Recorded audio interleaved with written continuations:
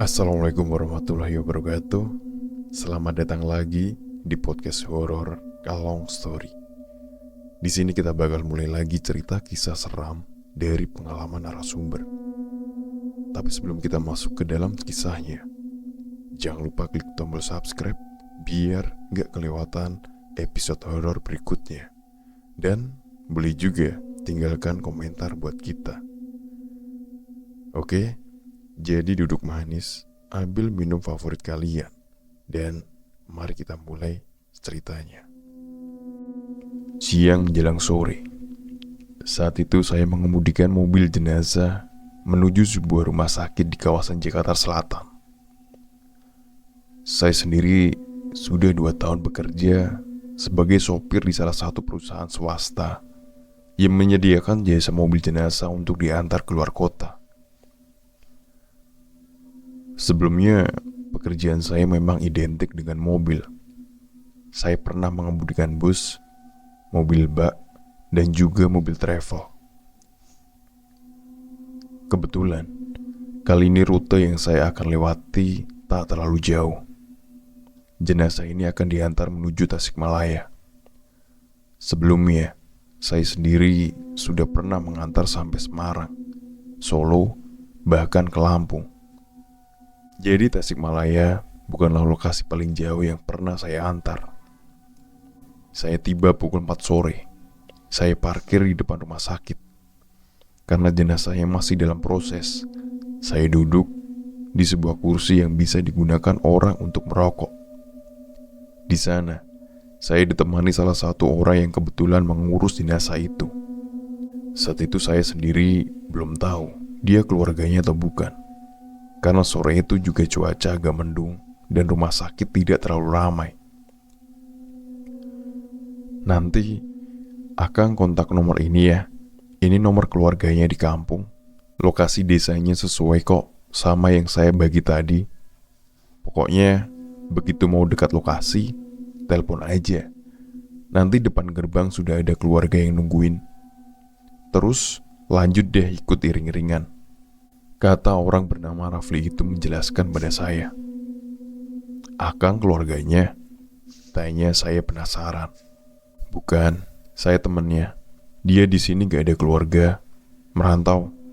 Saya dari Majalengka, dia dari Tasik, jawabnya. Saya kembali bertanya karena penasaran. Kalau boleh tahu, meninggal kenapa, Kang? Kecelakaan. Maaf ya, bukannya saya ngomongin sifat jelek almarhum, tapi dia udah saya kasih tahu jangan naik motor sambil mabuk. Tapi ngeyel. Akhirnya pas di jalan layang dia jatuh. Begitu jatuh, langsung dihantam bis dari belakang, tuturnya menjelaskan. Di sini saya sudah tidak mau tahu lebih banyak lagi. Kasihan juga kalau saya terus-terusan bertanya. Takutnya yang keluar dari mulut Rafli justru hal yang tidak baik. Sangat tidak enak ketika kita mendengar seorang membicarakan keburukan orang yang sudah meninggal. Jadi lebih baik saya tidak tahu dan fokus menjalankan tugas. Sekitar pukul 5 sore, sebuah keranda jenazah keluar dengan dibawa beberapa orang. Saya membuka bagian belakang mobil dan ikut membantu mereka memasukkan jenazah. Sekilas saya lihat, dari balik kain hijau yang menutupi keranda, saya melihat kafan yang terdapat bercak merah darah. Tampaknya masih ada sedikit pendarahan. Dari situ bisa dibayangkan separah apa lukanya. Tapi cukup sampai di situ. Saya tidak mau tahu lebih banyak. Pak Nafis ya? Tanya seorang yang mengantar keranda itu. Saya langsung mengiyakan. Kemudian orang itu kembali berbicara. Sudah bisa berangkat sekarang, Pak. Silahkan kalau mau jalan. Hati-hati dan tetap ikuti petunjuk ya. Tambahnya, saya hanya mengangguk mengiyakan. Mereka juga sempat memberi rokok dan camilan sebagai bekal saya di jalan. Maka sore itu, saya mulai melaju menuju Tasikmalaya. Semula, segalanya baik-baik aja. Saya melalui jalan raya dan masuk ke tol Lingkar Luar, dilanjut tol Cikampek. Sepanjang jalan, Saya menghabiskan waktu sambil mengobrol dengan istri saya melalui sambungan telepon. Saya sendiri mengambil jalan melalui Cikampek, kemudian belok melewati Cipularang ke arah Bandung. Di jalan ini saya rasa lebih cepat dilalui, karena saya sendiri jadi tak mau ambil resiko lewat jalan lain yang saya sendiri belum hafal betul. Selama perjalanan di tol, saya tidak mengalami kejadian apa-apa, dan saya sampai di Bandung sekitar pukul 8 malam. Saya langsung lanjut tanpa jeda. Begitu keluar dari kawasan Bandung itu, suasana jalan yang tadinya ramai perlahan jadi sepi. Sekedar gambaran, mobil jenazah saya ini memiliki semacam dinding pembatas antara ruang jok depan tempat saya menyetir dengan bagian belakang tempat si jenazah berada. Namun ada semacam jendela atau sekat yang apabila digeser, maka sang supir akan bisa melihat ke ruang belakang tempat jenazah berada. Di belakang sendiri, ada sebuah kursi panjang yang biasanya digunakan para keluarga yang mengantar. Namun karena saya sendiri, jadi tak ada yang duduk di sana. Benar-benar saya berdua dengan si jenazah.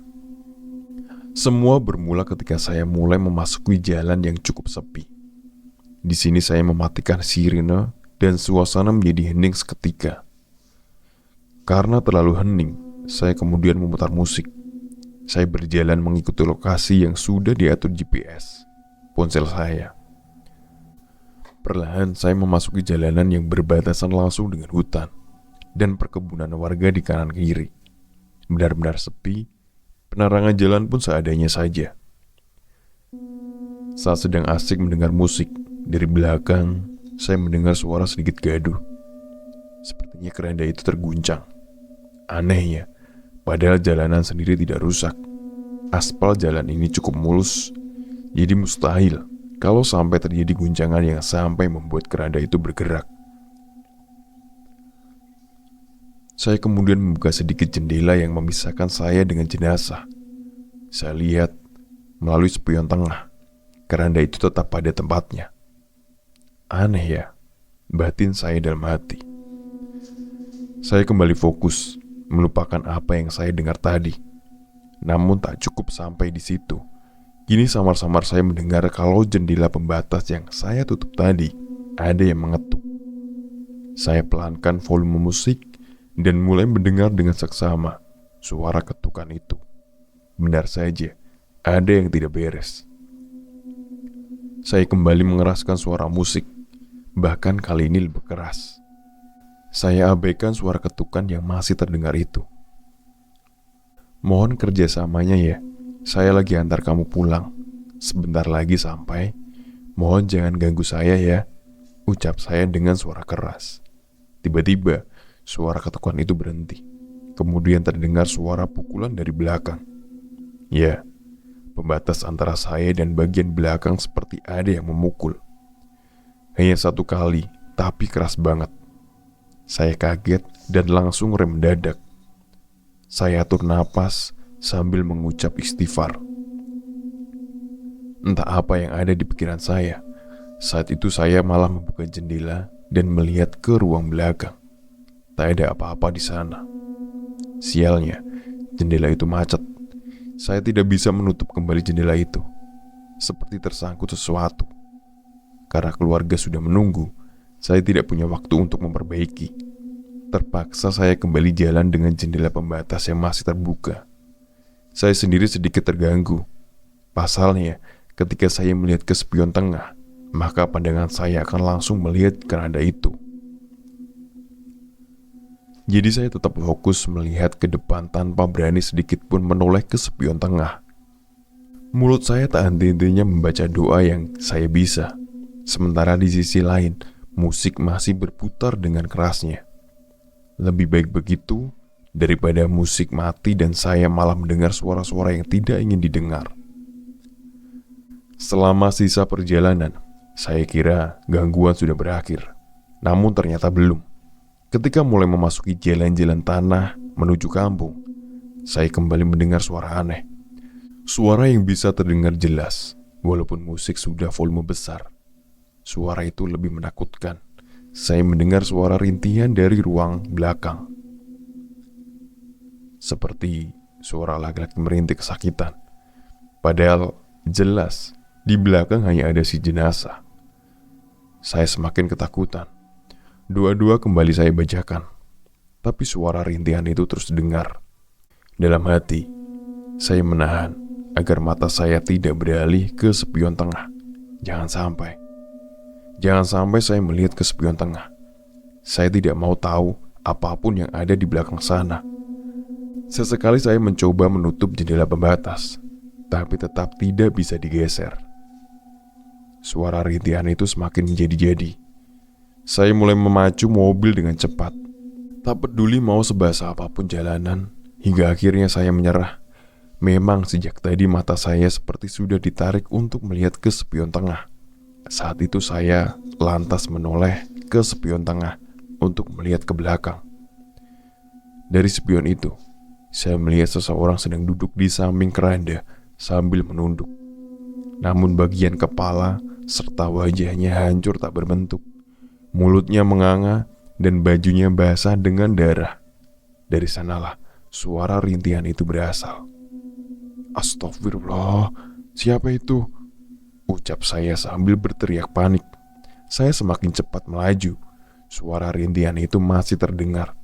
Jangan ganggu saya lagi antar kamu ke keluarga, tambah saya lagi. Saya menoleh ke spion. Sosok itu masih di sana. Sangat mengerikan melihat bagaimana bentuk kepala serta wajah yang hancur itu. Seperti habis tergilas aspal. Tubuh saya basah oleh keringat, badan saya gemetar.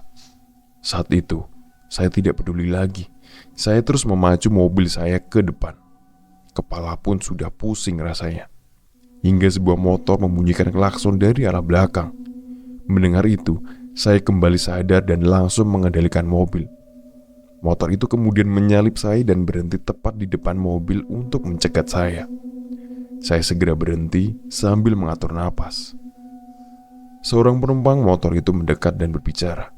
"Kang, tadi teh udah kelewat desanya," kata orang itu. "Oh, saya kelewat ya?" tanya saya yang sedikit linglung. "Iya, udah ada 1 kilometer akan kelewatan. Tadi saya sama adik saya udah teriak manggil dari pinggir jalan, tapi bukannya berhenti malah jalan terus. Gimana sih Kang?" kata orang itu. Jujur saja, saya bahkan tak tahu dan tak melihat ada gerbang desa. Apalagi melihat mereka yang menghentikan saya. Yang saya tahu, saya hanya terus berjalan lurus tanpa henti. Akhirnya sosok itu sudah menghilang. Saya segera diarahkan menuju rumah duka. Di sana almarhum dimakamkan sebelum azan subuh. Saya juga tidak buru-buru pulang. Setelah apa yang saya alami tadi, saya lebih memilih pulang ketika hari sudah terang. Akhirnya, almarhum dimakamkan dengan layak. Saya pun puas setelah berhasil mengantar beliau walau sempat diganggu selama perjalanan. Pukul 7.30 pagi, saya langsung berangkat pulang ke Jakarta. Selama perjalanan pulang, semua berjalan lancar tanpa gangguan sedikit pun. Pihak keluarga juga membekali saya dengan makanan dan juga rokok. Jenazah kali ini menjadi jenazah yang tak akan pernah saya lupakan dan akan menjadi cerita yang menarik sekaligus menyeramkan. Sekian pengalaman saya. Tunggu cerita selanjutnya dari saya. Semoga menghibur. Terima kasih. Jangan lupa klik tombol subscribe dan bagikan ke teman-teman kalau cerita ini menarik.